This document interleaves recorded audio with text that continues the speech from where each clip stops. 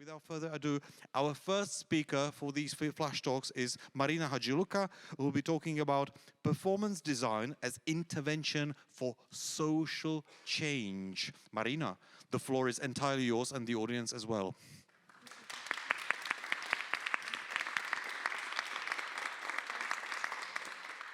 Hello everyone. As Pavel said, my name is Marina Hadjilouca. I'm originally from Cyprus and I'm a lecturer in performance design at Rose Bruford College in London and a practicing designer and social artist. So this presentation is more of a provocation towards the role of performance design within protest and forms the beginning of what I hope will be a larger research project.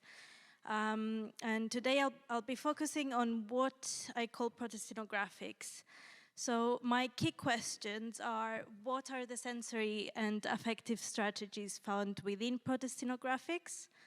How can protest scenographics be used to create strategies away from colonial tactics? How can protest scenographics be used as a strategy towards reconciling post-conflict trauma?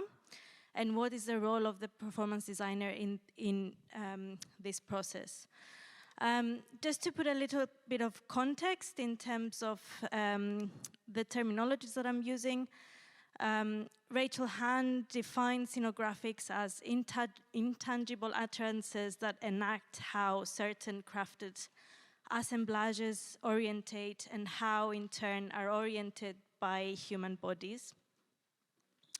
And when I'm talking about aesthetics, I'm mainly talking about, I'm using Marshard's notion of conflictual aesthetics, which is an aesthetics that is conflictual in a double sense. It conflicts with the aesthetics of the spontaneous ideologists of the art field, the aesthetics of the simplistic complexity, and it seeks to work out the political implications of conflictual artistic practice. It is in its double sense both conflicting aesthetics and an aesthetics of conflict. So the examples that I'll be using will draw from protests and marches that took place in Nicosia, Cyprus since 2020. But before going there, I would like to take a small detour and talk about the UK student exhibition here at the PQ Q, which where by using comical and playful scenographic elements, the students highlight the everyday problematics that derive from the bureaucratic monotony that we all encounter at public services. And last week, at one of their performances, the students chose to hold a protest and invite the audience that were in the queue to join the protest. The placards then became part of their exhibition, and in a way, through these placards, these young adults. They express their frustration in a country that is constantly striking at the moment. And this afternoon you can also find them at the UK stand in the National Exhibit, where they're doing a takeover. So please join them afterwards. Now in Cyprus in 2020 and in between lockdowns, a different frustration was forming against the government corruption, which sparked a movement of protest entitled Os Dame.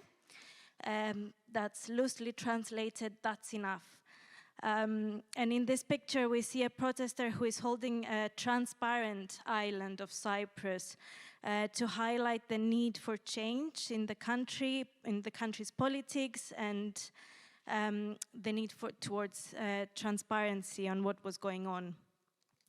In the same year, a corruption scandal on golden passports was revealed by an Al Jazeera documentary and implicated politicians all the way up to the president of the parliament. And scenographer, who's relatively young and he was a recent graduate at the time, Petros Kourtellaris, took inspiration from one one of the shots that was used within the documentary, where you would see the president of the parliament holding a wine glass, and to create his placards for the demonstration that was held outside the House of Parliament. Then during lockdown, the Green Line, the checkpoints at the Green Line were closed for the first time after the opening in 2003, and forced friends and colleagues once more to be divided by physical borders. In April 2021, Cypriots on both sides of the divide in Nicosia gathered to celebrate their unity and friendship on both parts, part of the fences of the divide. So you see them, that was in Nicosia, and that's at the Paphos gates, and you see them half of the part of the community, of the Turkish Cypriot community, standing on the walls, and then the Greek Cypriot community, or like from the south, people from the south are standing on the bottom. Just to add a little bit of context, for those who are not aware, Cyprus has been divided since 1974, and Nicosia, the island's capital, remains the last divided capital in Europe. And then comes hope. During last year's Pride in Nicosia, the queer collective in Cyprus organized a simultaneous march across the divide, which during that march, both sides, they were holding a half of the Pride flag, and they marched across the divide, and then they met at the Home of Cooperation that is situated in the buffer zone near the Lidra Palace checkpoint, and you can see photographs of the Lidra Palace at the Fragments exhibition by Elad Evangelou and Rahme Veziroglu. And then when they got together at the Home of Cooperation, in a symbolic act, they sew the Pride flag together. So now going back to my initial questions, what are the sensory and affective strategies found within protest scenographics? I'm interested in the aesthetic practices that are used as a way of disruption, and in the different collective ways that are shaped in the dimension of sensory experience and affect. And how can protest scenographics be used to create new scenographies away from colonial tactics?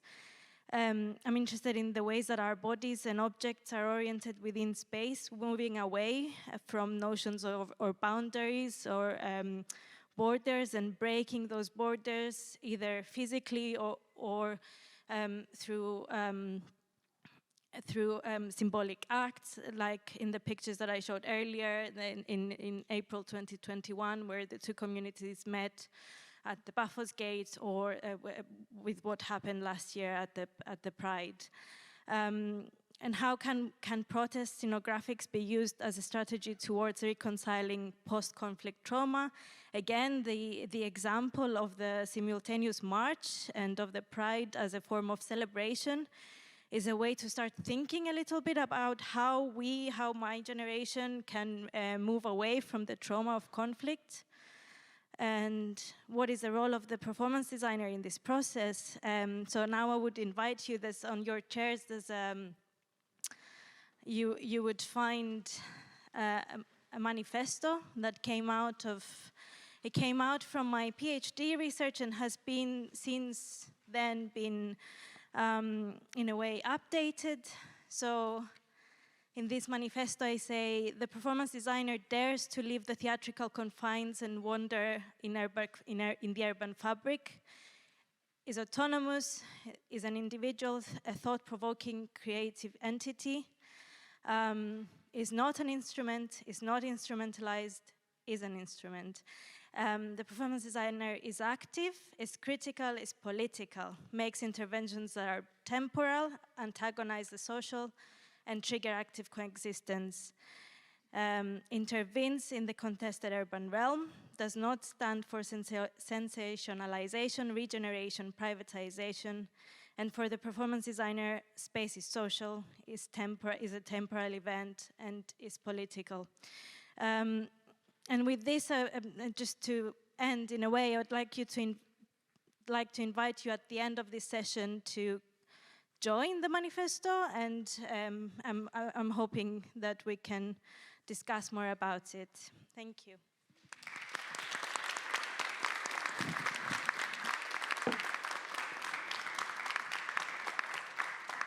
Thank you very much, Marina, for your wonderful talk. Our second speaker for Flash Talks is Ellie Bryce, who will be talking about urban scenography, seeing things that were not there. Is that correct, Ellie?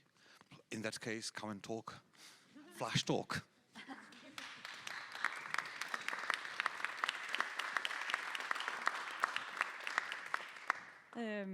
Thank you very much. It's an honor to be here. Thank you. My name is Ellie. I'm a technician, a designer, and an artistic researcher based in Brussels. That is not the first slide. Hang on. There we go. And I would like to also present some provocations today about urban scenography and provocations and observations. Before I go on, I need to acknowledge my positioning as a white Western person speaking fluent English with a safe place to live and a stable income.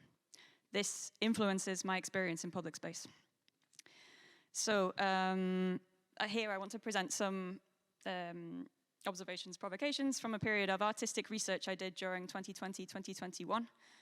As a quick overview, I want to hit 3 main points. Why is this term useful? Why dare to put the term urban scenography on public space? Urban design as performance, and public space as performance space. So this uses an expanded definition of performance, as Schechner wrote about in Performance. Basically, all public behavior is performed behavior. This can basically be broken down into a top-down approach and a bottom-up approach to public space. As a first provocation then, urban scenography is the analysis and use of public space in cities as performance space. What is public space is the subject of an entire conference in itself. For me, in my research, I'm focused on street spaces. So for me, public space is outdoor places of passage between private spaces. So streets, squares, that sort of thing. As a second provocation, urban scenography is both analysis of public space through urban design and use of public space as performance space. Top down, bottom up. As performing artists, that sits somewhere in between. And as a quick last provocation, urban scenography is the creation of emotional and physical reactions to public space. This is after a paper by Jekaterina Lavrinek from 2011. I don't have a slide for that, but that's the reference. To begin with, let's talk about some top-down approaches. So via architecture and the facade. So the facade being the front of a building, the public performance of a building. This is from a study by Professor Claudine Hubbard from 2019 about the architecture and the urban renewal in Brussels and Liège in Belgium in the 60s and 70s. Basically, during this modernization renewal, many historical buildings in the city center had their facades dismantled piece by piece, put into storage, and then rebuilt elsewhere in the city. The rebuilding was not necessarily accurate, and it was not necessarily in the same neighborhood. As a quick parenthesis here, Platform Scenography, which is a Dutch collective, ran a participatory intervention in 2016, which also looked at the facade. I don't have time to explain that properly, but it's really good, and you should look it up. They looked at one street in Utrecht and looked at the facade as a porous interface between public and private spaces. Facadism then kind of is for an audience of stakeholders, I would argue. Words such as gentrification come to mind, tourism. Historical authenticity, not so much. The facades that were rebuilt were not necessarily, I nearly said correctly, were not necessarily accurately rebuilt as they had been originally. Hubbard calls this a historically dubious but visually coherent ensemble, which is perhaps scenography in a nutshell. This, in fact, is still going on. It's going on right here. Opposite the student exhibition, there is a building that's being dismantled from the inside, but the facade is still there. This is a picture I took in central Brussels at the end of May, where this is square Place de Bruckère in downtown in the center. The facade, they've gone to great expense to keep the facade going, but the inside has been completely gutted. We are seeing something that is no longer there. The facade really becomes a way to play with the history of the city, I suppose, but for a reason. It's a film set, essentially. The blue sky in Brussels is an anomaly. I'm not quite sure how that happened. I need to skip that slide. So the top-down approach tends to have in mind an audience other than the inhabitants of the city, is another provocation for you. The emotions created are awe, respect, interest. Physical reactions include, I guess, gentrification as a physical reaction, but also the tourists that stop to take photographs, the way we engage with the street changes. So much for a top-down approach. What happens if the general public starts to modify the city? Double skip again. As an example of bottom-up urban scenography, I want to quickly talk about grief in public space. Bottom-up scenography being when the general public modifies the urban fabric in a way to express or generate an emotional response. Our colleagues in Chile, actually, their pavilion is entirely based around this same reflex. Here we see a roadside memorial in Brussels for a victim of a traffic accident. So this can be on an individual level or on a much greater scale. This is St. Anne's Square in Manchester, which is my hometown. A few days after the Ermina bombing in 2017. And this was a spontaneous memorial that happened in public space, and it has completely modified the behavior, the performance of the square. No longer is it possible to walk across it, but the silence was incredible. All physical behavior in that square had been changed, and like physically and emotionally. This same space was used for a commemoration event 1 year later, and this is an interesting example of a top-down approach coming after a bottom-up approach. So I'm not suggesting it's not as emotionally moving, but the performance of the square has not been modified in the same way. So we have a projection on the church, there's lighting inside, but there is more, should we say, control over the behavior, over the performance of the square. I would like to point out the contrast here between spontaneous and unplanned interventions. It creates a deviation in the use of public space. This deviation itself can create emotional effect. That's a quick version for that. But important to note too that emotional effect does not necessarily mean sad. There's a dance company called Vloeistof that are based in the Netherlands who are really good at using public space playfully. These playful interventions of the body in public space reframe the space as performance space. I was fortunate enough to have a workshop with Anja Reinhardt, the choreographer, during my master's, and that influenced the performance that I made as part of my master's work in that time. This approach really lends itself to working during a lockdown. Performing in public space, performing with public space creates a feedback loop where scenographic reactions are generated but also nourish the performance, sometimes simultaneously. The intervention I designed as part of for World Water Day was a performance walk in Brussels. And it was walking the former route of the diverted and buried river in Brussels in the character of a river nymph trying to go home. The walk both used urban scenography and created it, and sometimes the facades were extremely helpful. Juxtaposition is a great creator of poetry. I did not know this was there until I walked past it. This site-specific work, can you call a 3.5 kilometer walk site-specific? I'm calling it site-specific. The walk culminated in the fountain. Whoops.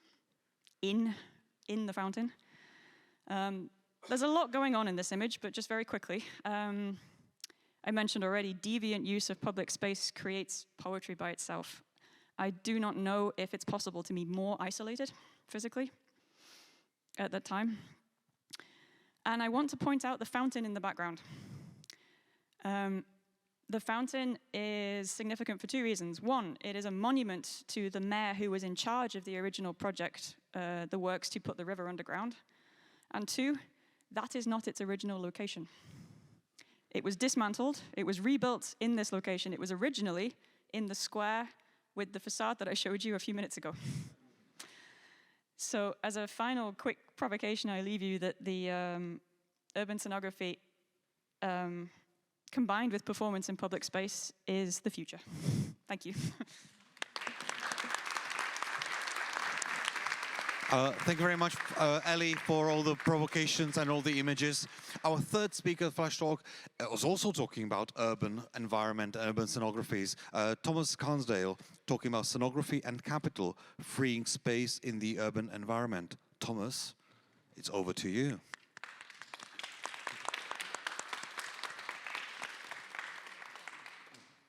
Hello, Dobry den. Welcome to my Flash Talk. I hope you're enjoying the festival and enjoying the weather. Yeah, I need to press the button. Yes. First, to introduce myself, my name is Tom Cansdale. My pronouns are he, they. I'm a tall person with long ginger hair and a big beard, if you didn't notice. I'm an arts professional based in Lincoln, UK. Currently, I'm the artistic director for The Mashup, an artist-led organisation based in Lincoln that focuses on grassroots artistic development, and the project assistant for UK New Artists Taking Place Lincoln programme. Academically, my specialism and interest is in environmental scenography and the use of spaces in and as performance. So my Flash Talk, Scenography in Capital, Freeing Space in the Urban Environment, what am I talking about? I'm interested in the emancipatory potential of scenography and how we can use it to foster a class consciousness in the wider public. More specifically, I want to focus on using the analytical frameworks offered by scenography to problematize our conceptions of space in the neoliberal city. Oh, I got it. This presentation is designed to address and interrogate the following questions. 1, how can, I think that's a different slide. Yes, it is. How can scenography be used to understand the relationship between the urban environment and capital? And 2, how can scenography as a methodological framework be used to develop artistic approaches to reveal the spatial dimension of class struggle? I want you to keep these questions in the back of your mind, and hopefully you can see where my brain's going. Fingers crossed. So quickly, we should establish a few key terms that underpin the presentation. Firstly, that scenography is performance design in its full, 3-dimensional, affectual, and multisensorial capacity, where, quote, the organization or curation of space is therefore a core feature, end quote. That is, everything that is constitutive of space is the realm of scenography. More on space soon. Where, quote, neoliberalism is the individual, where, quote, I can do this. Where neoliberalism, there we go, I got it, that tricky word. Neoliberalism is rooted in the individual, the market, and the non-interventionist state, end quote. One of its main characteristics is to forge the individual into homo economicus, or the perfect economic subject. The neoliberal city can thus be seen to be the spatial dimension of class power through rapid individualization, quote, hyper-commodification of land, end quote, and what the board calls banalization. We become lonely crowds that exist to serve the flow of capital. Yes. So, going back to our research questions, in order to problematize space, we need to understand what it is, or at least my approach to thinking about it. If place is the physical environment and alignments of positions and proxemics, de s.r.o. proposes that space is, quote, a practiced place, end quote. Space is a state of flux. It is the living of place, the action of place, and thus is constantly changing and adapting in reaction to those living and actuating it. Space is actuated by and affects its constitutive elements. The person walking in the street actuated the space, but is shaped by the space itself. Site-specific inquiry shows us that sites develop their own cultural and political histories and identities that shape our experiences of them. Spaces are influenced by these histories, as Turner posits, quote, often envisaged as an aggregation of layered writings, end quote. Honing in on how space operates in the context of the city, we can understand the city to serve as, quote, a totalizing and almost mythical landmark for socio-economic and political strategies, end quote. Thus, the city must produce and maintain a space that furthers the dominant hegemonic framework. This leads us to discussing capital space, the space the city must produce and the space that we must resist. If we take Mark Fisher's capitalist realism, that is the notion that, quote, capitalism seamlessly occupies the horizons of the thinkable, end quote, we can see how neoliberal capitalism is totalizing. We cannot realistically imagine an alternative to our current economic system. Going back to the board, quote, capitalist production has unified space, end quote. That is to say, the spaces we experience in a neoliberal city have lost their autonomy and identity in the totalizing domination of capital. He further identifies that, quote, capitalism must refashion the totality of spaces into its own particular decor, end quote. Thus, the same way that we, scenographers, create and transform space to immerse and engage an audience, capitalism does the same. Where we create worlds to explore and reflect upon the human condition, capitalism dictates and reshapes our world to immerse the public in the illusion of freedom and consolidate the flow of capital. Where changes to our physical environment or place are evident, space, as the FEB identifies, is, quote, neither subject or object. We can say that space operates post-ideologically.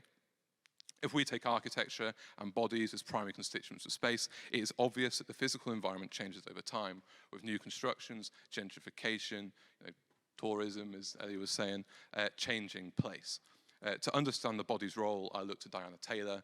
Quote, in late capitalism, body is both the consuming subject and the object of consumption. Thus, we as individuals are assimilated into the spectacle of the neoliberal city. Through existing as an economic subject, we are both performing Homo economicus and becoming it. We actuate the city space and are shaped through it. Where we understand architecture as ideological explicitly, space operates post-ideologically. I think that changed. Yes, so what does that mean for us? As we know, scenography is both a mode of creation and of analysis, and so is perfect for interrogating the city space. It is established that scenography can, quote, demonstrate and activate the interactive relationships between buildings and bodies, between symbols of power and authority that structure public space and lived experience. Indeed, scenographic inquiries such as those offered by Ortezia, El Khoury, and Marina, who spoke at the start, show how we can reveal the socio-political histories of spaces that have both been and continue to be contested. Tanya El Khoury specifically explores how the 2011 uprisings in Bahrain and Egypt utilized public squares and other urban spaces to create a spectacle of revolution. The lasting physical, emotional, and cultural impact of these uprisings forever challenges the regime's space dominance. These spaces have escaped the board's banalization and becoming contested scenographies of revolution. Thus, we can see the Design Studio for Social Intervention's observation that, quote, space is currently functioning as one of the most important resources for the expression of disapproval and outrage in this political moment, end quote. Where space is a tool of capital to secure class interests, it is also the weapon of resistance to it. As Mark Fisher identifies, capitalist realism requires a level of active resistance to itself to consolidate its power. Certain protests, such as the Black Lives Matter and the Extinction Rebellion protests here in the UK, well, here in the UK, not here, but in the UK, have been depoliticized and the systemic issues addressed, atomized into the individual level. The environmental catastrophe is not that bad. Police brutality, a few bad apples. Forget about it. These protests present and continue to present a spectacle of resistance, but the spatial domination of capital has absorbed and banalized this resistance. Our city street still operates on the basis of capitalist accumulation. In order to free space, we must provide scenographies of resistance that inherently reshape our understandings of space and offer new experiences and agencies to a wider public. So these ideas are quite early in their investigation, and my research questions might not have answers yet, but hopefully you kind of saw my thought process. The talk was designed in part to present some of my research, but to provoke, as Marina and Ellie did, and hopefully start discussions. I hope you enjoyed them. I'll leave you on this quote from Mark Fisher: from a situation in which nothing can happen, suddenly everything is possible again. Thank you. Thank you very much, Thomas. Thank you very much for another set of provocations. I'm looking forward to the discussion afterwards. Our fourth speaker is Ermina Apostolaki, who will be talking about ʻt̒pʒs. Ermina, is that correct? Yeah. Wonderful. And here is your microphone. Thank you. Hi.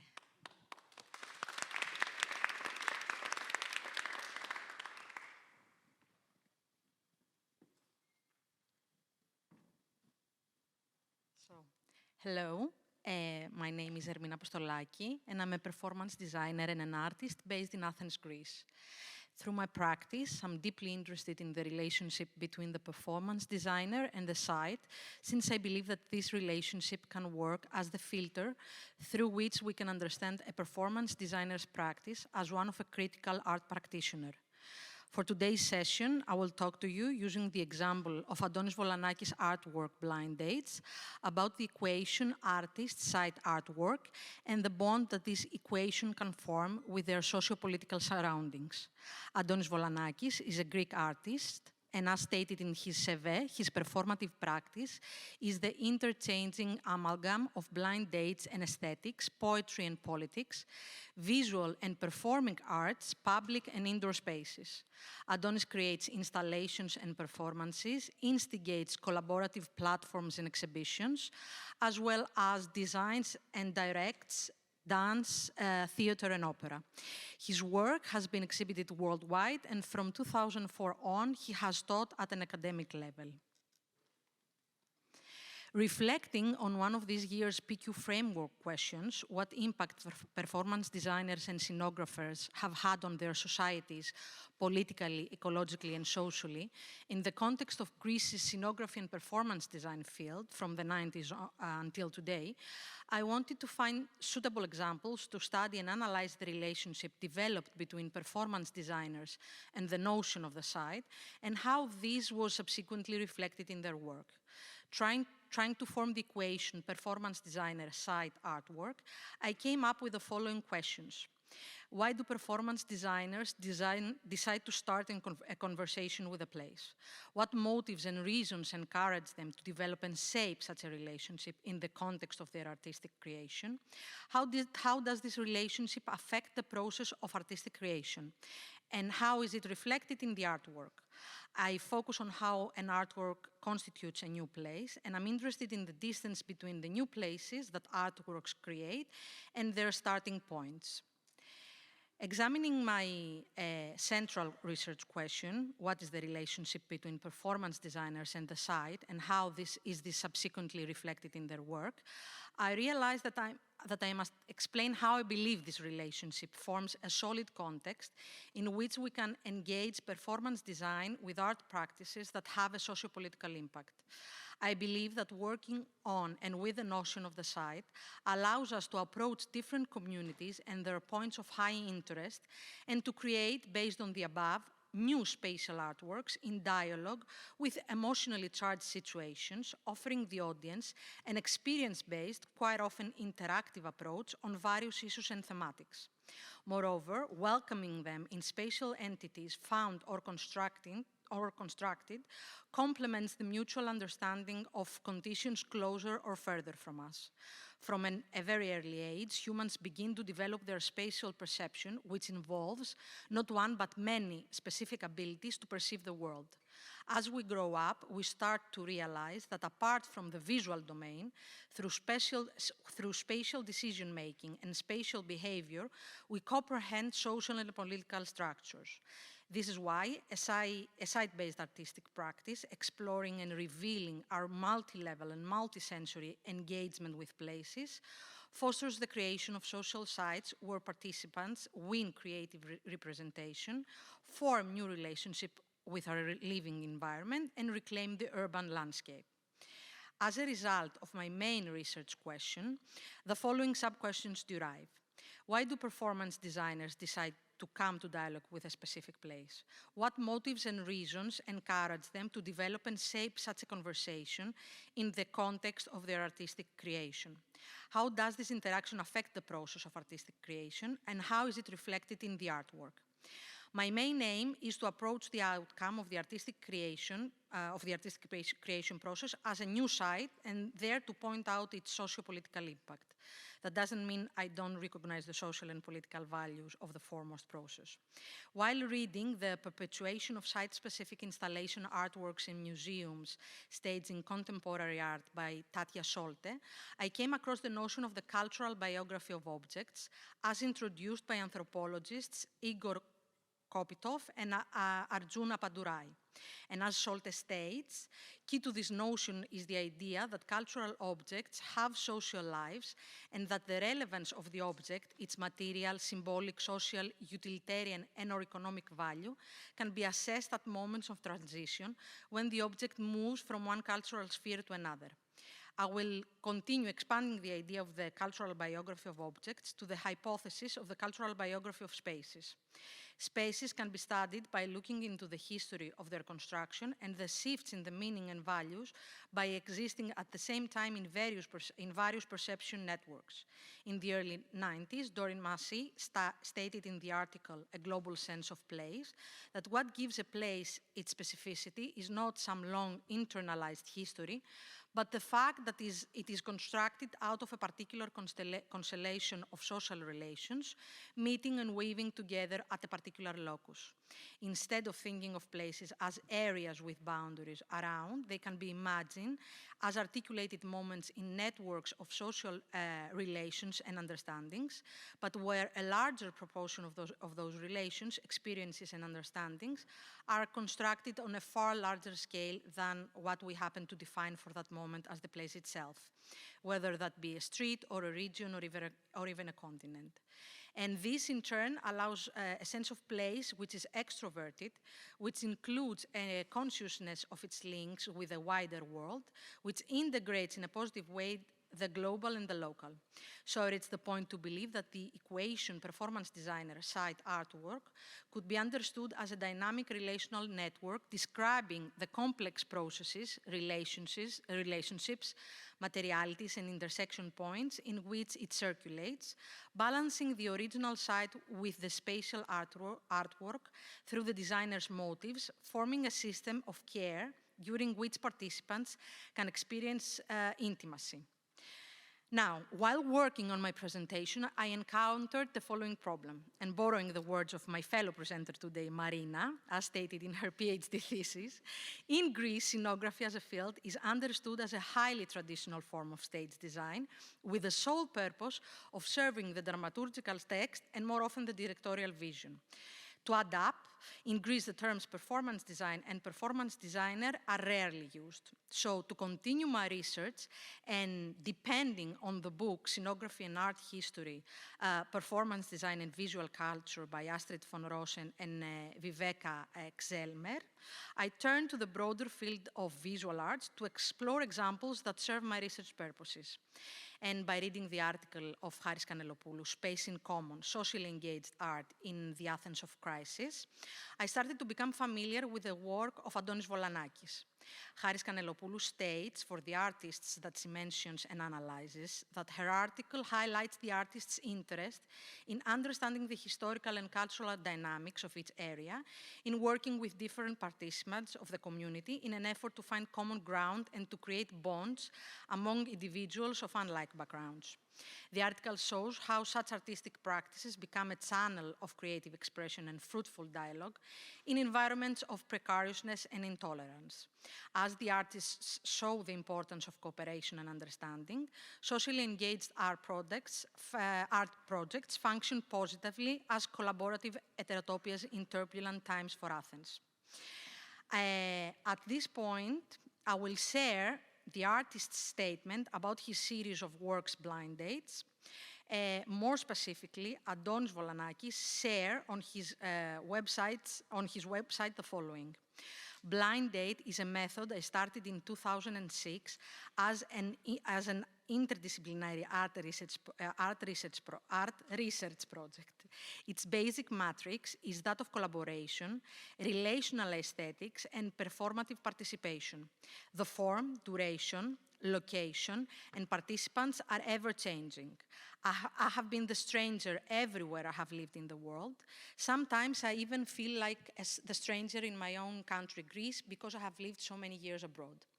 My art studio has always served as a sacred and transformative space and has naturally become for me a place to share my practice with others.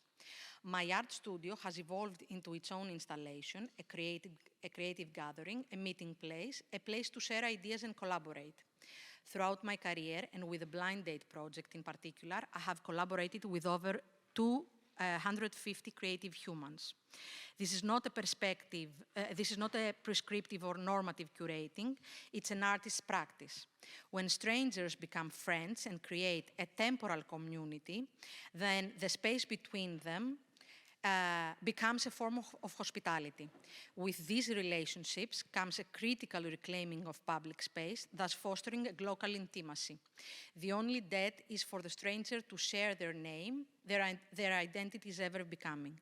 Blind date methodology has been infiltrating my collaborations with scientists, doctors, singers, dancers, sociologists, and writers for inter and transdisciplinary projects that have manifested in my work as installations, videos, drawings, and performances.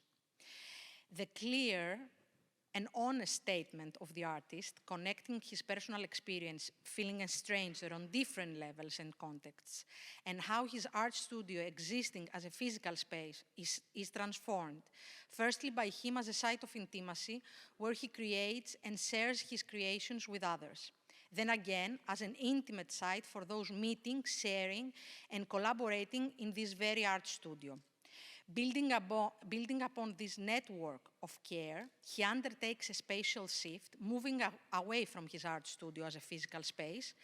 Thus, he continues creating, transferring, communicating, and presenting sites of intimacy, where strangers feel less lacking a sense of belonging, gaining even briefly the confidence to renegotiate the reconfiguration of urban space, the reframing of a particular sphere of experience, and the rethinking of what is taken for granted. What I found remarkable in this series of Volanaki's work is the artist's consistency in experimenting with and around his prime focal point. Worth mentioning, I feel, is the connection he acquires between his starting point, his art studio, analyzing its cultural biography to transform it in different spatial environments with substantial differentiation in scale, materiality, and conceptual analysis, while preserving his core inspiration, that of an intimacy site. I think that the process, the tools, and the artistic language he has created lead to different forms of engaging the participants, suitable each time for the social and political circumstances he targets. Thank you very much. Thank you very much, Ermina. Thank you very much also for talking about Otherness project. Our fifth speakers are Jenna Hubbard and Adele, Keeley, who will be talking about creative improvisation through drawing and movement. Yes, it is time for you to come up. So here's the second microphone. There's the first one. Hello, I'm Jenna Hubbard, and I'm a specialist in dance and movement improvisation. Hello, and my name's Adele, Keeley, and I'm a specialist in costume design and mark making for performance. We are both senior lecturers at the Arts University Bournemouth, which is located in the south coast of the UK. The Arts University Bournemouth is a specialist in media, design and performance. It has a maker culture with creative risk-taking at the heart of what we do, which is great, because me and Jenna love a bit of risk-taking. And we're curious about movement and mark-making through play and practice. Both in person and online, we have been exploring the agency of both, which has led us to a path of exploration and discovery. What we present to you today is a short overview of our research and practice. Could we play the first film, please?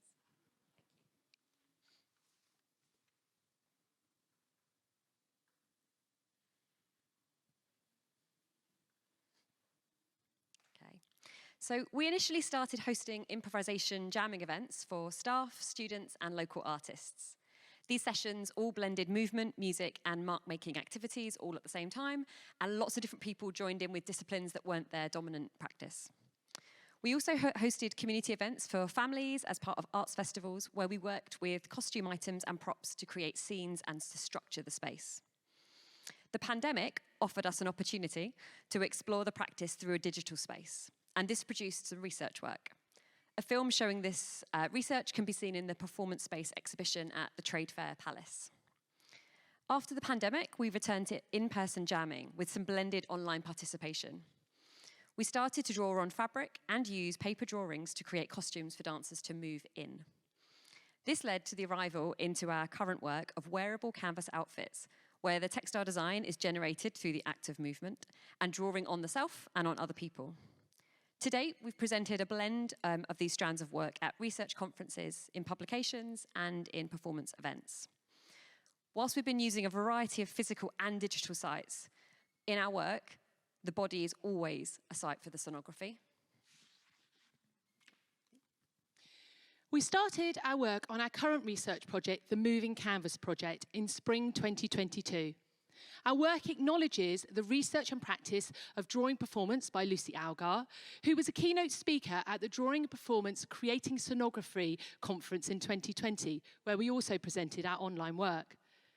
We've also looked at the methodologies explored through laboratories into material interaction by Donatella Barbiera and the somatic movement and costume project by Sally E. Dean. We're also informed by the variety of offers showcased during the pandemic at the Critical Costume Conference in 2020. The shift to this current project focus came from exploring different materials with improvising from our homes during the pandemic. Confined to the restrictions, space and the materials available to us, we became playful with different modes of canvases while involved with our creative jamming practice online. This included sheets, cardboard, and anything we could get our hands on, really. When returning to our in-person jams, a serendipitous offer from the fashion course at the Arts University Bournemouth, who gave us discarded cream cotton calico twirls or prototypes of different garments. This sort of further extended this idea of play with different canvases. Can we have the next film, please? Thanks. We started to experiment with moving in different garments, which created characters and silhouettes. Giving ourselves permission to draw on these garments opened up fun and playful canvases to draw and mark make on, and an impetus of gestural movement created from the act of mark making. This, together with a curious itch to find a performance in our improvisation practice, developed into the Moving Canvas project.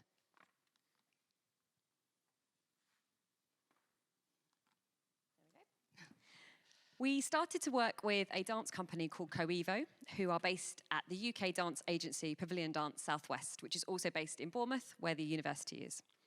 We created a series of workshops that started in May 2023 with the aim of producing a performance and research sharing next month. This work is being developed using a participatory research model, where the dancers explore and determine the trajectory of the research project with us. Through this project, we are seeking a choreographic and costume design model, which could be replicated within a variety of different contexts. So the dancers we're working with are experienced movers and are really proficient in choreography and performance, but they have little to no experience of mark making. We are looking to recreate the model with different groups of people, with the culmination of the projects differing depending on what the group are interested in doing. So one group might choose to create an exhibition, or might show the garments, whilst another group might decide to perform live pieces of choreography. And we'll keep working with the groups to work out what that looks like. The Coevo project will culminate in a performance event, sharing both the research and the performance of the choreography, and later a short documentary film about the process. From a starting place of being kinesthetic inhabitants of the wearable canvases, the dancers tune into the sensations of their skin on the calico jumpsuits, the paper beneath their feet, and the marker pens in their hands. The dancers have been improvising with both movement and mark making simultaneously to create a scenic landscape on the paper, to create the textile design on the wearable canvases, and to create movement phrases through the act of drawing on themselves and on one another. Each week, we've been recording and developing marks on the canvases, as well as to record and develop the movement and dance phrases. The dancers have been working with the marks on the canvases as a landscape of memory in a phenomenological interaction between the agency of textile design and the embodied experience of their kinesthetic inhabitants. As dancers, we're often left with just the physical memory of our dancing. So it's a joy to see the marks made through the act of moving being utilised later to jog memory and to prompt further movement explorations. We started to explore the costume as an environment, as referred to by Donatella Barbieri in 2020. Sorry. It became a place to inhabit and explore from the inside through the sensation of the pressure points where the pens were touching the body, and from the outside as a canvas to embellish. The energy of lines, marks, scribbles, dots, from the physical interaction of the dancers, creating a unique, tangible textiles design. The memory of the movement are captured in a collage of marks on the canvas to be revisited and reworked back into choreography later in the process. All the marks created are unique and unintentional. However, the uniformity of the blank cream canvas and the jumpsuit pattern creates a strong scenographic visual. In fact, one of the scores, lovingly named by our dancers, the moving pile, brings together all our dancers in one space in the centre of the floor, where one canvas starts, another one begins, and we can't see where the definition between the different canvases are. Can we have the next film, please? Thanks. So our project is ongoing, and therefore full conclusions cannot yet be drawn. But our observations so far are this. There is a positive lack of control and curation as the textile design created by mark making during movement has a shared authorship with the group. No canvas is the same. The swirls, dots, lines, and scribbles are all unique to the moment that they were created and are a visually dynamic byproduct of the movement journey that forged them. The shapes created by the mover with the intent to mark make have been the most rewarding in regards to creating choreography. One of the participants just this week commented that the movement they were making was entirely shaped by the act of mark making, and that they are not movements they would otherwise visit, create, work with. In this way, the intention of the movement improvisations are changed when the purpose is to create marks.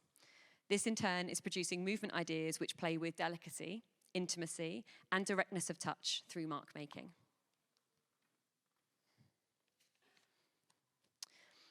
As our project continues, we'll be sharing our channel and our website, so please do follow us to find out more about it. This presentation and all of our references will also be on the website. Thank you for listening. I'm Jenna Hubbard. And I'm Adele Keeley, and we've been from the Arts University in Bournemouth in the UK. Thank you. Thank you.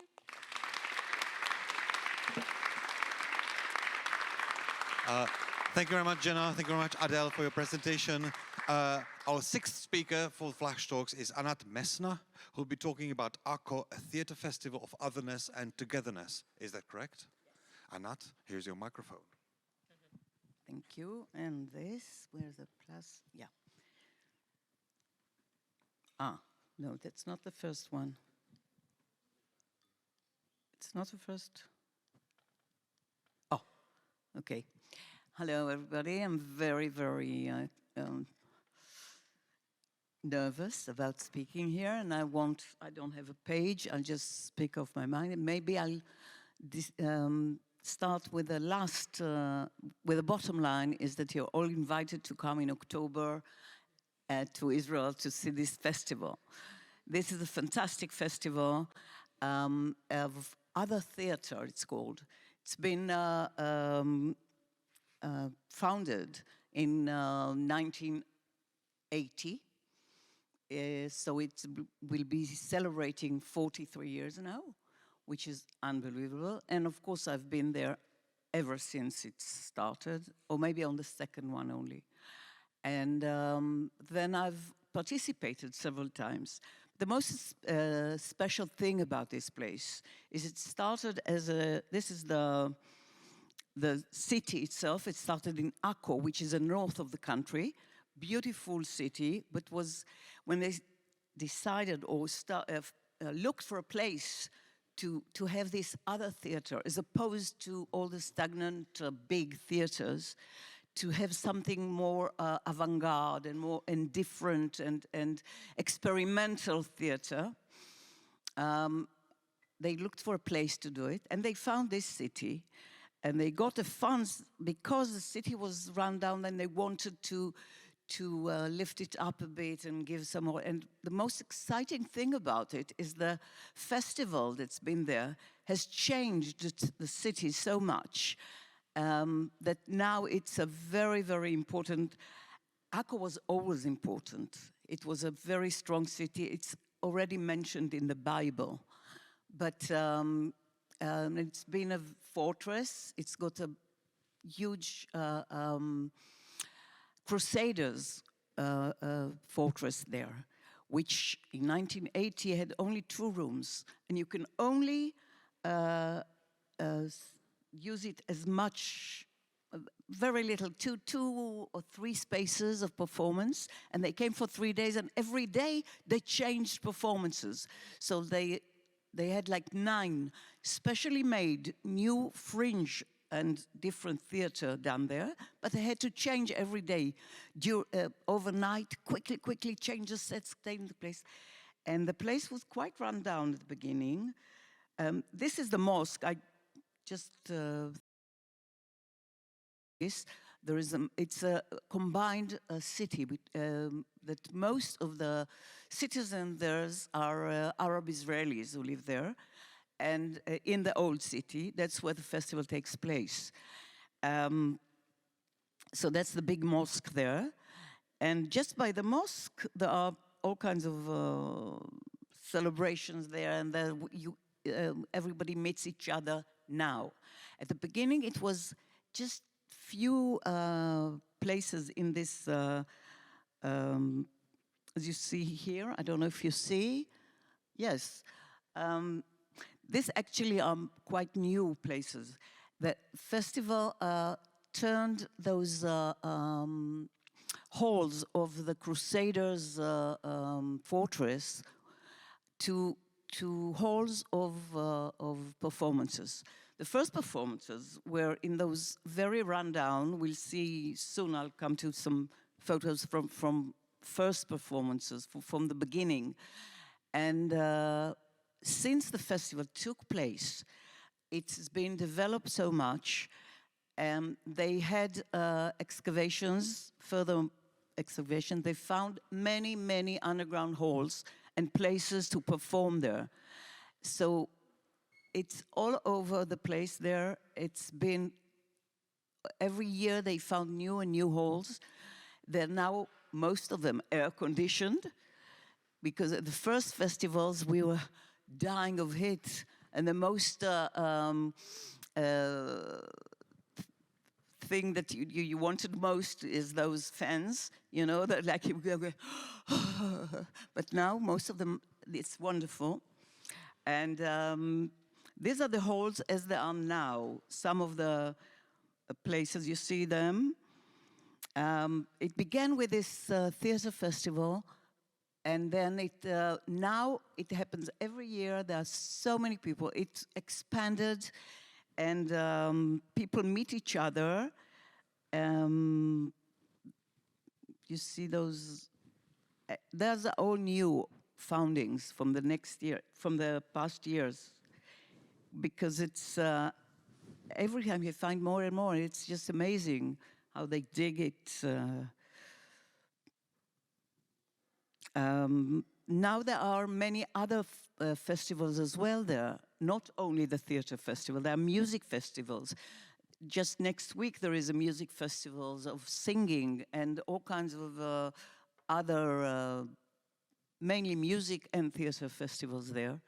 The town has developed so much, and that's why I called it Togetherness and Otherness, because the festival has influenced the town and developed it so much, and the relationship between the Arab population there and the Israeli population and all the people that come from all over the country during the festival has developed very close relationship and friendship relationship. By the way, I don't see the time here. It's very odd, so I won't know when to. I've got 5 minutes still, only? Okay. So now I'm coming to some of the shows that were shown there. This is one of the first, I think that's from the first festival, maybe the second one. It's called Woman from the Earth. And we only have this, there's not much documentation from the first festivals.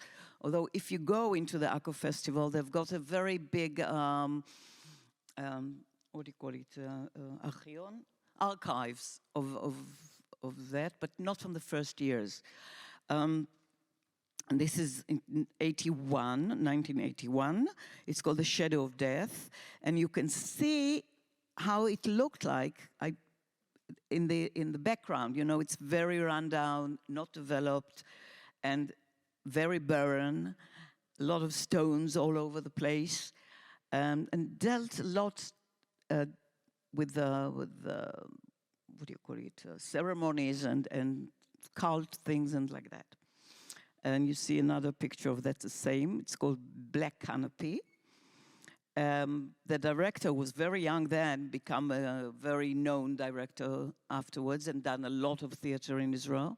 A lot of people in Israel started their careers there. And it's all, like, as I said, fringe and avant-garde and otherness. This is also from the same director there. A lot of the subjects that the theater deals with are political, apart from few years that it's been banned. Once it had to be closed because of censorship, and everybody, well, nobody came from Tel Aviv or from other theaters to see it because of that. That was only once. They stopped doing that now. Hopefully they won't start again because our government is changing a bit. Hopefully we'll still have freedom to do whatever we want. And this is my personal, oh, wow. So personal touch, this I designed one of the show and acted it. You can see me in the middle. It's called The Dance of Genghis Khan. It won all the prizes then. It was in '85. And this is the most important, or maybe the significant show that's been done there. It's called Arbeit macht frei mit Deutschland Europe. It was maybe first site-specific show ever. It's been done, started in a museum for the Holocaust, and then took you through a ride of 3 hours ride during in ACCO, on all the spaces there. It was, there's not enough words to say how fantastic it was. And it founded an Arab-Israeli theater in ACCO. And there is also an Arab-Israeli quite big and developing in a fringe thing in Yafo. We've got a representative here, Uri, from this theater. And it's really amazing to see how they combine work and work together. And this is some more pictures of this performance. And I'll go, this is a show that I made there, also about Arab and people, Israeli. I designed that there. You see, we used to be, to use the walls there and all the site-specific place there in ACCO. And then an Arab company came first, started to show there as well, shows in Arabic. And this is Beit HaGeffen. They took all the prizes, but this is the only picture that's left. And then a few years later, I did that with them. I worked for them for over 5 years, did a lot of shows. This is one that won also the design prizes and the best play and everything. It's an Egyptian play done there. I'm finishing. And I'll just go quickly through some more pictures. Those are my designs for that, the show, the Arabic show.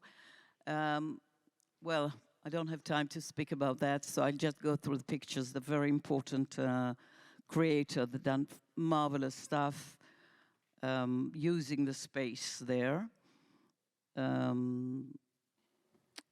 And this is done in, it's also an Arabic-Israeli show. It still shows sometimes in an Arabic theater in Israel, in Jaffa.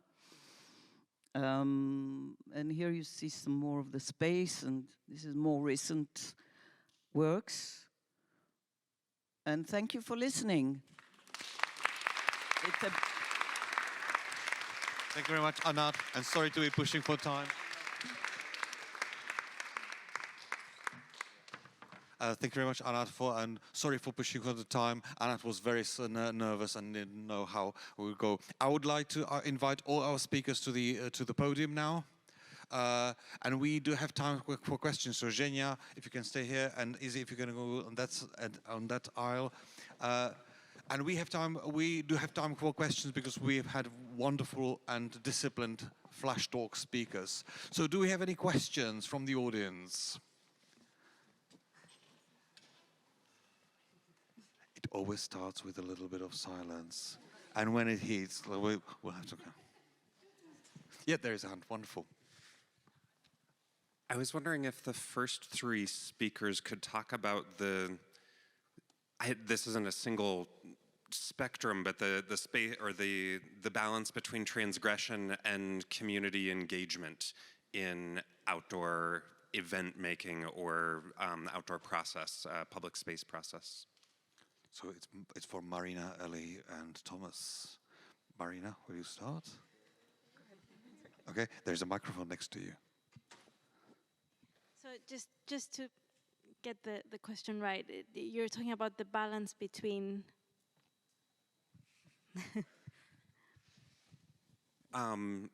transgression as opposed to community engagement. I mean, as maybe a simple example, graffiti versus a mural that is commissioned or invited by a community. Yeah, so I mean, that's something that, I mean, in the manifesto, when I'm talking about in instrumentalization, I suppose that's where it comes from. But like I talked a lot about it in my PhD research in terms of how social art practice, the way that it sort of has evolved. Some aspects of it, not all of it, has been instrumentalized by gentrification processes, and in a way how we see that quite a lot in Western capitals and Western cities, that you'll get a developer who will hire a bunch of artists to do some murals in an area that is being gentrified, and just to make it look a bit nicer, and the process that it's nicer and more inviting. So I don't know if I'm answering, but that's my view. Sorry. The term art washing comes to mind. I would suggest that transgression depends on your point of view. And what also came to mind was, I think it's the Hong Kong student exhibition. There is one module in that which is about a man who was arrested for graffitiing the word freedom over and over. So yeah, I think I would like to suggest that the difference between graffiti and a mural is quite fuzzy when you look at it, I think, and depends a lot on context and, as you said, gentrification. Yeah. Thank you very much, Ellie. Thomas? It's an interesting sort of question. Like, it's something that I have to kind of think about quite a lot in my creative practice, because I produce a lot of work within the city of Lincoln. And Lincoln's it's a predominantly white city, but there's quite a lot of sort of European immigrant communities that through gentrification and things are quite segregated into their own sort of environments. And it's how do you, as, not part of those communities, engage with them to produce art that reflects their own interests without standing, well, I know how to do art, so therefore you should do it through me because I know what I'm doing. I don't really have any answer other than, it's sort of an ongoing kind of process, and obviously it's listening, listening to everything.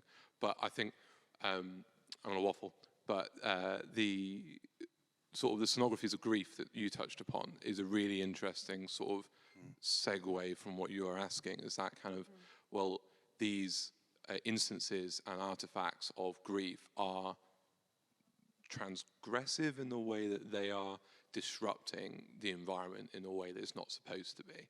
And I think these kind of moments of transgression or disruption are all reflective of the people that live there. Like, these spaces are forever changing, and they are forever reflective of the people that live there. And it's making sure that when we go into spaces, or we are already a part of the spaces, that we are continually lifting up the voices that are already there. I think I waffled enough, so I'm going to shut up. Thank you very much for the question. Thank you very much for the answers. Yesterday someone said that with the histories, and all these buildings have histories as former slaughterhouses, art can somehow cure them in some way. And we hope for that. Do you have any more questions to any of our speakers? Yes, there is a hand up, Jenna. Hello, I'm Louis. I'm an installation artist, but also come from a background of circus and street theatre. And I just wondered, I was particularly interested in the first 4 talks, really beautiful descriptions of interacting with the environment. But something I wondered if there was a distinction that came up in all of your research that is between public space and the commons, whether there's common ground and public space as separate entities, because common ground is the traditional space of circus, street theatre, the created scene, rather than like an altered scene or like a wandering performance. And I wondered, yeah, if I'd just love to hear if that's something you'd come across as a contemporary situation, because there's so little commons left, or even if that exists outside of a British context. I don't really know. I'm from the UK as well. So there's a question about the public space versus the commons as a space, as a public space. Anyone want to? That's really interesting. I've not come across it. But thinking off the top of my head, again, I'm going to talk about Lincoln. But in Lincoln, there are 2 common areas. There's the South Common and the West Common, which are traditionally, they're big green spaces, if you will. So both of them have got horses that stay on them. They're public accessible at any time of the day. And obviously things come with that, as you will. But it's interesting, I don't necessarily see them as like a dichotomy, public space versus common space. I wouldn't put them as that kind of, dichotomy. They're not opposites. They are, they're not necessarily divided. I don't know. I've just, I don't know. Ermina. Brain stopped, so. Ermina, would you like to respond? Oh, Marina. Sorry, no. You go. It's fine. Yep. This is the only thing that I was thinking while you were asking that. I don't feel how much do we need nowadays this division, this very particular division. I also try not to think like that. I know that we have learned for many years to do this division, also other divisions, but nowadays in terms of space, what I try to investigate and to question also with myself is the matter of accessibility. So this is my point of view, more or less. Thank you very much, Ermina. Yeah. Okay, Marina. And it's just a small insert. I don't know. I mean, in terms of the division, I think in what you spoke about when you spoke about neoliberalism and neoliberal tactics, I think that's where the division comes, where the neoliberal tactics sort of take over the public space, and it looks as a public space, but it's not. It's privatized, and it behaves. It has all the behaviors of a public space. I think that's where the division comes between public and commons, if it makes sense. Just quickly, that I think what I understand by the commons as a political concept is it's a space that's based on self-organizing. And that's incredibly hard to do in a I can't say it either, neoliberal society. That is constructed to stop us from doing that.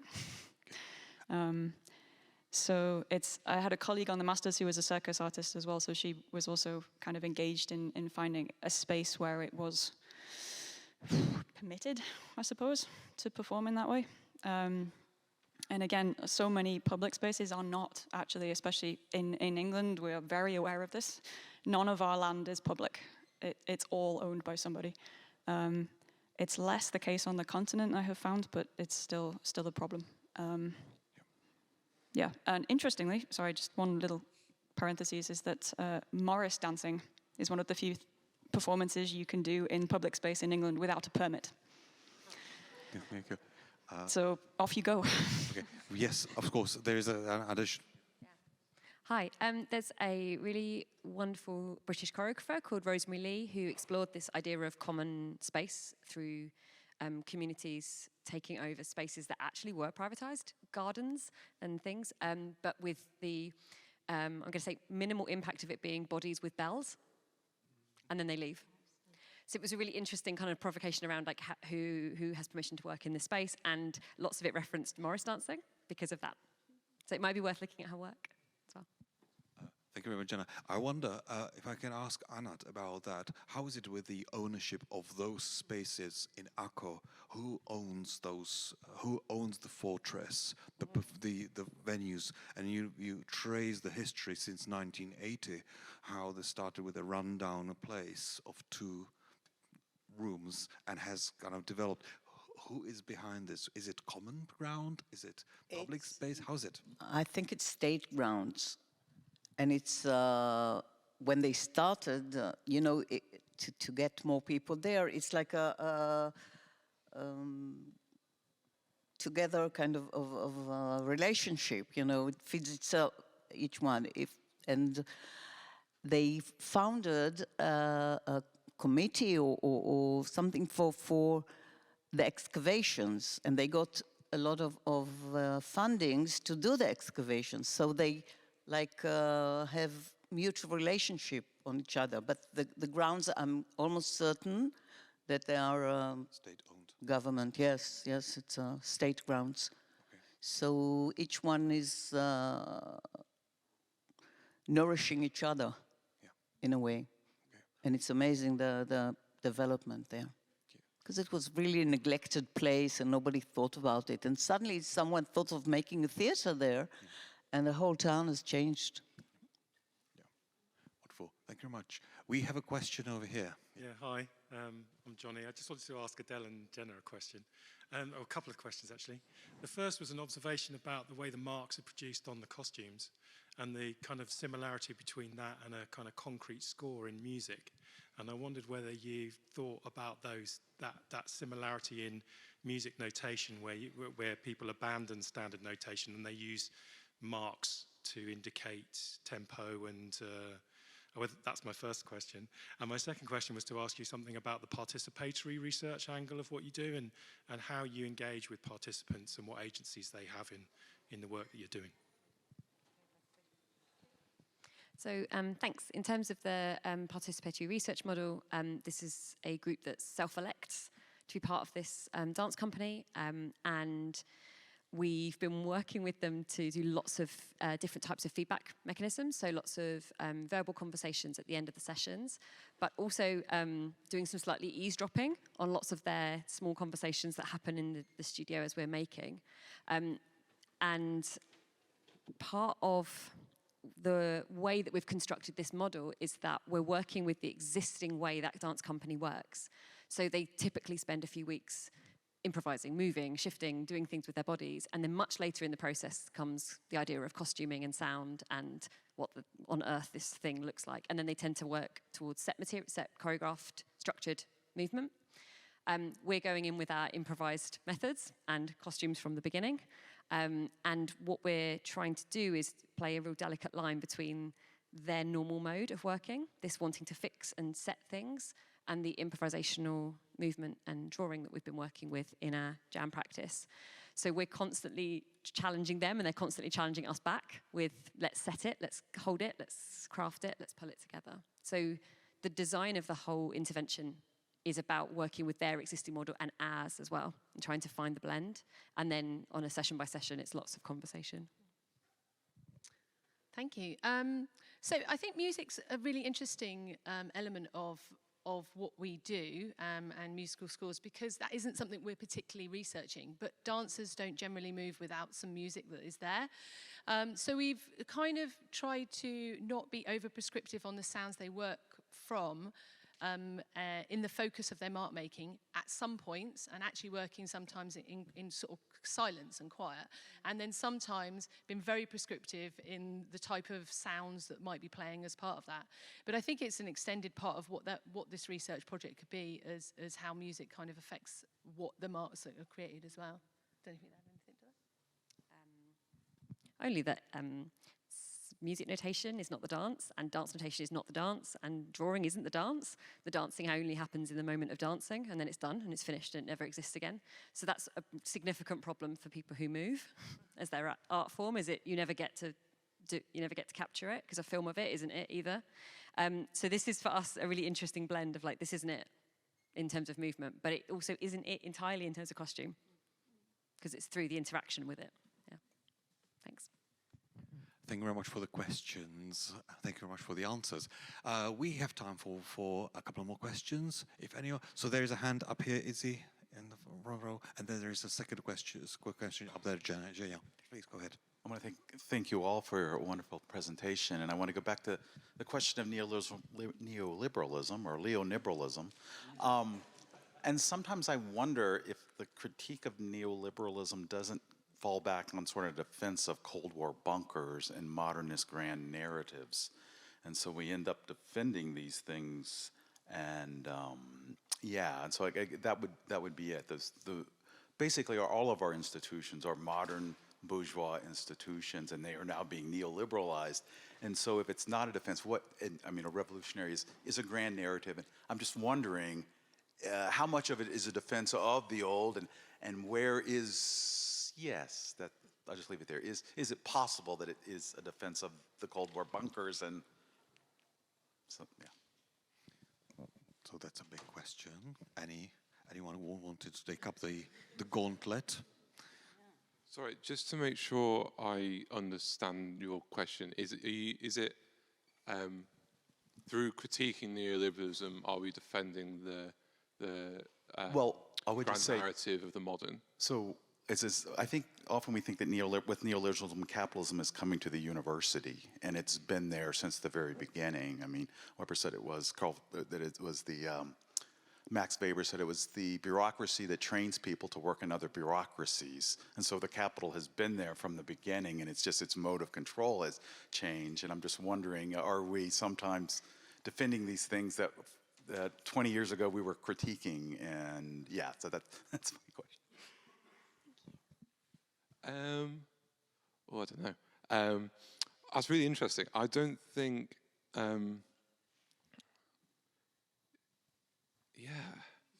I don't necessarily. It's a critique and defense of, like, it's not. I'm not searching for a past. I'm not necessarily saying, or at least in my presentation, that historically there are better ways of existing in a public space, or intervening in a public space, or art generation, or scenography, etc. It's more about going currently and moving forward at the moment in this sort of neoliberal setting. It's, I guess in a way it's going, well, currently we're quite individualized. In the past, maybe not. We're more sort of collective as an identity and as a community.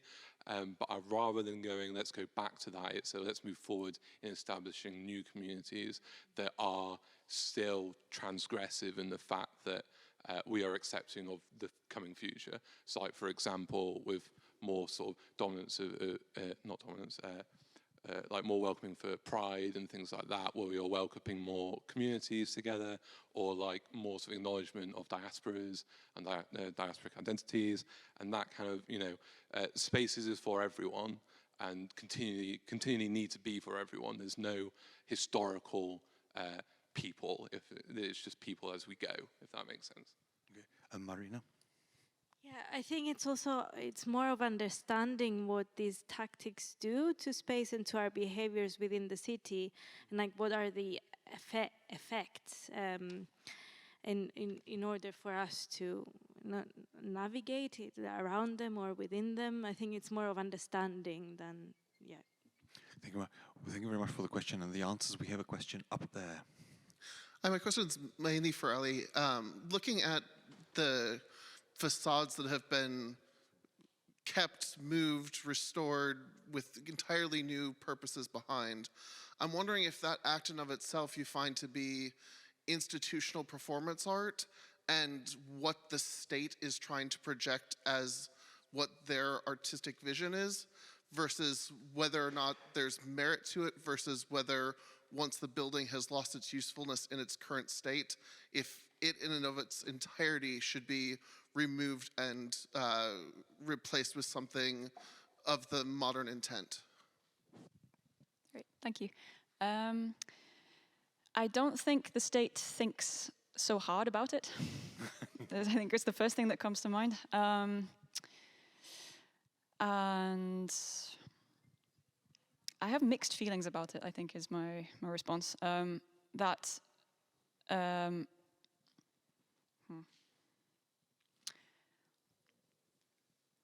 Sorry, it's hard to separate, I think, the historical kind of importance, I think, of a place. It's just what was super interesting about the festival, in that the festival has brought or kind of rediscovered historical importance to a place.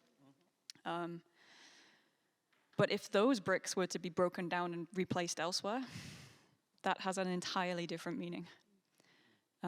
So it's very context-based, maybe. And some of the facades in Brussels are still in storage. They haven't found a place for them yet. And it's not necessarily just the facade. Sometimes it's in the entire fountain, an entire building maybe moved. Some scattered thoughts, I'm afraid, about in response to that. Okay, I'm aware that we have hit 4 o'clock, and I would like to use the last 30 seconds to thank our wonderful speakers of these flash talks. Thank you very much.